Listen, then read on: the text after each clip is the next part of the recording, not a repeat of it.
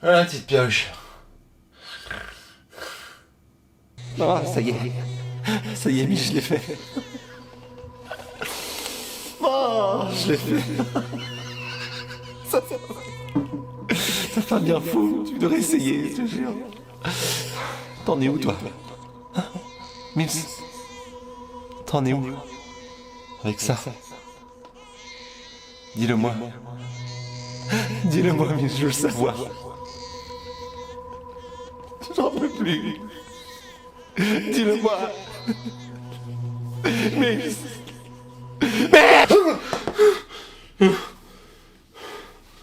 Oh putain. Salut tout le monde, bienvenue dans la cave du Mills, j'espère que ça roule pour vous, moi ça va super. Aujourd'hui je suis très content de vous parler d'une œuvre que j'ai beaucoup aimée, une œuvre que j'attends depuis un petit moment, on va voir ça après. C'est, vous l'avez vu, hein, Arcadium, sorti le 27 octobre 2023 chez Ankama, ça coûte 20,90€, c'est un prix un peu chelou, mais c'est un prix, voilà, c'est le prix.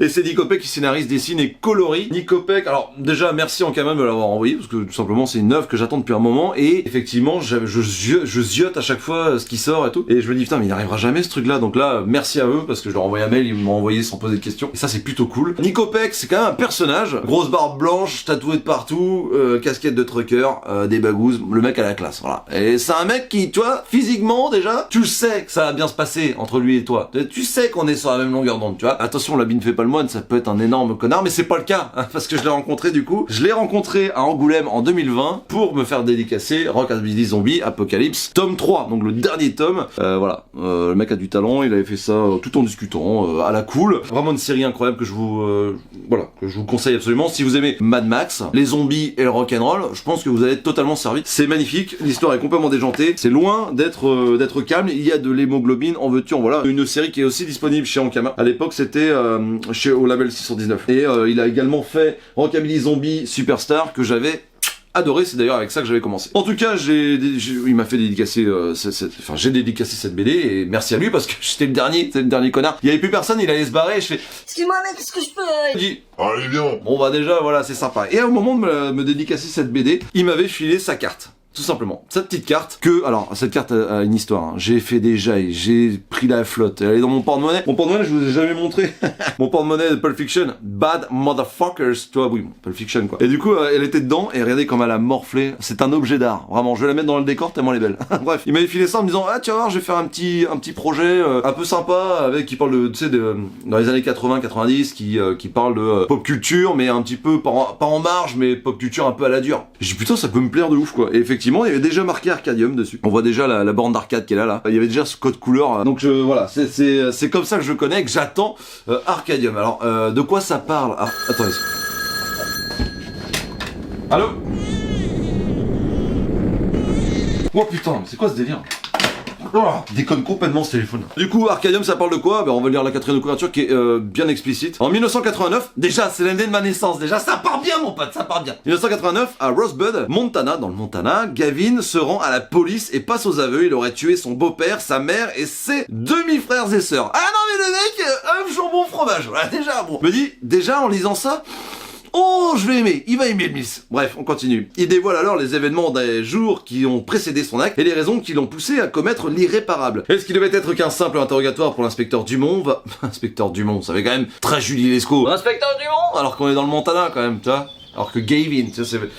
Gavin, ça fait plus NCIS, tu vois. On voit bien que vous comprenez pas ce que je veux dire. Va progressivement sombrer dans la noirceur d'un récit fantasmagorique dont personne ne sortira indemne. Et vous, êtes-vous prêts à connaître la vérité? Oui, nous sommes prêts à connaître la vérité. À ce moment-là, j'ai envie d'en découdre. Je veux voir de quoi ça parle. J'ai le kiki tout dur, encore une fois. Mais on va parler de l'objet livre, que je trouve très intéressant, parce qu'il reproduit vraiment bien ce qu'il va y avoir dedans. Et c'est pas tout le temps le cas. Ce côté néon, cette maquette, en fait, est stylée, quoi. Le côté volte-face, avec la grosse borne d'arcade et la grosse main qui sort avec un espèce de rose pétant, mais pâle. C'est quelque chose d'un peu malsain. Tu sens que c'est un rose qui veut te foutre à terre. C'est un rose qui veut te foutre à terre et te pisser dessus, frère. Donc qui va pas, tu vois. Le dos est mortel, la quatrième de couverture avec ce vernis sélectif. Non, il y a un beau travail d'édition, je trouve ça vraiment stylé. Je l'ai vu en librairie et vraiment ça se voit.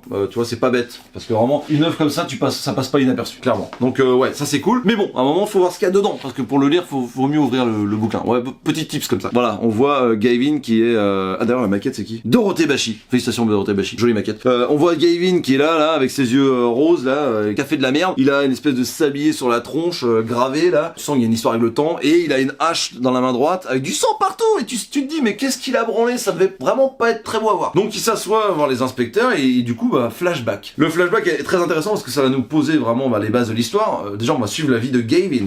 Gavin est dans une famille un peu recomposée, un petit peu dysfonctionnelle aussi. Sa maman s'est remis avec un mec. Ce mec est un véritable connard et ces deux personnes-là ont eu des enfants. Donc il a un demi-frère, une demi-sœur qui sont montrés comme des vrais chiards, des merdes un petit peu quoi. Que Nico Peck nous montre un petit peu que ses beaux-frères et ses belles-sœurs sont pas cool quoi. C'est des petites merdes. Et il y a ce côté où il est pas bien déjà de ce côté-là. Son beau-père il est alcoolique, menteur, violent avec sa mère et lui, tu vois. Sauf qu'il se prend des branlées. Enfin ouais donc vraiment il est pas bien de ce côté-là. Et puis sa mère lui il lui en veut à sa mère de se mettre avec un débile comme ça, tu vois. Et d'avoir une famille qui déteste autant. Et puis sa mère en plus il lui manque un œil qui est très important pour la suite. Du coup tu dis mais merde mais c'est pas possible quoi. Le pauvre il a une vie de merde. Et qu'est-ce qu'il fait dans la vie lui? Il s'occupe d'un vidéoclub. Où le patron du vidéoclub c'est ni plus ni moins que le vieux de Pawn Star. Alors évidemment c'est pas le vieux de Pawn Star mais il s'est inspiré de ce visage là qui m'a fait bien marrer quand tu connais quand t'as suivi quelques années Pawn Star. Moi j'ai la doublure française que je voyais sur RMC, je crois découverte comme ça, dans ma tête quand il parlait. Donc ça c'est assez cool. À un moment de pause de son vidéoclub, il va croiser Nancy qui est une nénette dont il est amoureux depuis très longtemps mais qu'il a jamais osé avec qui il a jamais trop osé discuter. Et en fait, on va apprendre qu'il y a eu avant que lui tue toute sa famille, avant ça, il y avait eu aussi un meurtre de masse dans une autre famille dont Nancy était assez proche. Et du coup, il va essayer de la reconforter. Ils vont aller dans un donneur et dans ce donneur-là, ils vont croiser quelqu'un qui va lui montrer une photo. La photo représente un sablier, le même sablier qu'on a au début de l'histoire. Et du coup, à partir de ce moment-là, il va y avoir quelque chose de fantastique et je vous en dis pas beaucoup plus, qui va changer radicalement et amener de la puissance à l'histoire. J'ai beaucoup aimé la façon dont le décor a été planté. J'ai trouvé ça vraiment subtil. Il y a énormément de références à la pop culture, des références qui me touchent moi directement. Des cassettes de Metallica, Kill Them All, des affiches de Terminator, des affiches de pop culture, de films que j'ai bien aimé, de blockbuster. Vu qu'il est dans un milieu de vidéos, de cassettes vidéo que j'ai connu moi, j'allais au magasin de vidéos cassettes pour louer une cassette. Tu vois ce que je veux dire? J'ai connu ce monde-là, voilà. Et les cassettes à mettre dedans ou à enregistrer les musiques qui passaient à la radio, je les ai connues aussi, tu vois.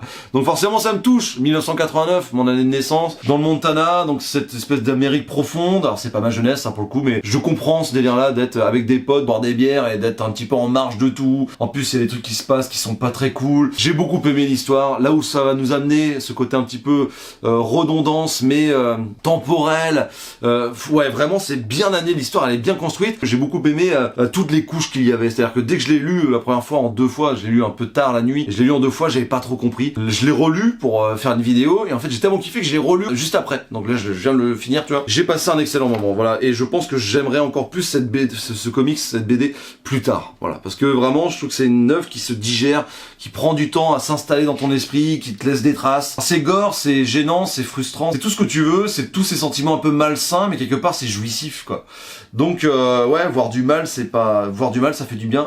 Voir du gore, ça fait du bien. Et puis voilà, comme je vous dis, ça va s'accélérer, ça va s'enchaîner et petit à petit, on va se retrouver dans un truc qui va dépasser clairement juste le simple meurtre. Hein. Alors c'est pas un simple meurtre, œuf jambon fromage quand même, la complète. La mère, le beau-père, les deux beaux-frères et sœurs, c'est pas rien. Mais voilà, on va vraiment arriver sur un niveau de thriller complètement fou, fantastique. J'ai pas encore compris la symbolique de la borne d'arcade. Peut-être que la borne d'arcade représente ces années-là, dans tout ce que ça peut apporter d'imagerie et compagnie, mais j'ai encore pas trop compris pourquoi cette borne d'arcade. Je trouve que c'est un prétexte, mais je l'ai accepté et vraiment j'ai trouvé ça cool quoi. En fait ça change clairement et puis il y a tout ce côté de la partie qui recommence et tout. Non, vraiment l'histoire est top, j'ai pas envie de vous en dire beaucoup plus. En ce qui concerne les dessins, c'est de la frappe. Si vous avez aimé les œuvres de Nico Peck en avance, c'est-à-dire les Rockabilly Zombie Apocalypse, les Rockabilly Zombie Superstar, vous allez kiffer parce que vraiment le dessin, moi je l'ai trouvé aussi bon, si ce n'est même meilleur, dans un registre beaucoup plus réaliste, mine de rien. Moi j'ai trouvé très bon, il y a pas grand chose à dire, je trouve qu'il est très fort dans les décors, il en fait pas assez, mais dès qu'il en fait, je trouve que ça te fout sur le cul et moi je suis assez sensible à ça. Il y a beaucoup de détails, c'est très généreux, les visages sont hyper sympas, il y a certains visages où j'ai l'impression que c'est des acteurs, il y a des mecs que j'ai l'impression de connaître et du coup c'est plus mal parce que ça t'investit un petit peu plus, parce que tu dis putain c'est une figure un peu familière, tu vois. De Gavin, moi je l'ai trouvé, je trouve que son évolution graphique est incroyable, entre le début du petit Gavin qu'on connaît et puis au moment où il arrive, où il a buté sa famille, on a quand même un gap en termes de fatigue, en termes de... Tu sens que le Gavin il est beaucoup plus fatigué qu'au début, ouais c'est bien foutu, il y a beaucoup de fonds unis mais je trouve ça assez élégant, il y a ce code couleur, alors on va en parler de la couleur, c'est peut-être le petit défaut pour moi, la couleur est très bonne si vous voulez, mais plus que de la couleur j'ai l'impression d'avoir de la texture. lecture. Je trouve que c'est peut-être carrément voulu et compris comme ça, voilà, c'est peut-être complètement à l'image de ce qu'il voulait montrer, mais moi j'ai trouvé qu'il y avait ce côté un petit peu trop saturé, évidemment dans le rouge, dans les roses, parce que c'est complètement le code couleur de cette histoire, mais même dans la vie de tous les jours, tu vois, dans le donneur, t'as très franchement l'impression de voir un film avec un filtre dessus, tu vois ce que je veux dire. Et bon, j'aime beaucoup, en tout cas j'ai pas grand chose d'autre à dire, si ce n'est que je vous conseille absolument de lire cette œuvre, parce que moi ça m'a retourné, ça m'a bouleversé, ça m'a fait réfléchir sur plein de sujets, ça m'a fait sourire aussi, sursourire, parce que plein de références à ma jeunesse, hein. Clairement j'étais ce mec là, j'étais ce Gavin dans ma vie, donc forcément bah peut qu'être empathique. Je trouve que la construction est très bonne, le dessin est top, l'objet livre est mortel. Non, je comprends pourquoi il y a beaucoup de gens qui en parlent et beaucoup de personnes qui me disent que c'était une belle claque, parce que moi qui ne suis pas grand fan d'horreur à la base, et ben en fait j'ai pris un pied de ouf, ça m'a... Pour moi il y a des moments où ça m'a glacé, il y a des moments où ça m'a glacé. Ah bah moi des espèces de cornes de cerf dans un bois, déjà, tu vois, ce petit côté trop détective avec Matthew McConaughey, parce que vraiment moi c'est ce genre de truc ça me fait, ça me fout les poils. Donc ouais, il y a ce côté psychotique, il y a ce côté meurtre satanique, il y a tout ce côté là. Si vous aimez les œuvres un petit peu horrifiques, je pense que vous allez être servi, vous allez kiffer. Si vous connaissez pas Nick Opek, je suis sûr que ça va vous donner envie de repartir sur ces œuvres qu'il a faites chez Ankama, qui sont très bonnes, si on aime les zombies évidemment. Et puis voilà, j'ai pas grand chose d'autre à vous dire, si ce n'est que foncez, c'est chaudement recommandé par la carte du Mills. Dites-moi dans les commentaires si vous l'avez lu, si je vous ai donné envie de le lire, si vous êtes complètement hermétique à ce genre d'œuvres. Je veux tout savoir, quelles sont pour vous les meilleures œuvres horrifiques qui existent en BD, comics, je veux tout savoir, ça commence à m'intéresser réellement cette histoire. Et puis bah suivez-moi sur Twitter, Insta et X. Sur ce, moi je vous fais d'énormes bises, prenez... Pardon. Je crois que t'es prêt, Mills, désormais. On va le faire ensemble. On va le faire ensemble.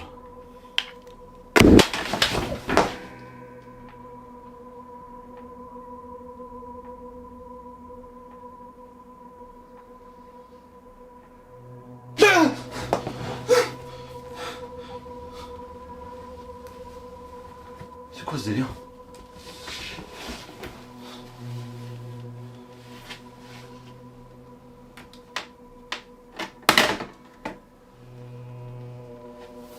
Salut tout le monde, bienvenue à l'Académie, j'espère que ça roule pour vous, moi ça va super. Aujourd'hui je suis très content de vous faire cette vidéo parce que aujourd'hui je vais vous parler d'une œuvre que j'ai beaucoup aimée tout simplement.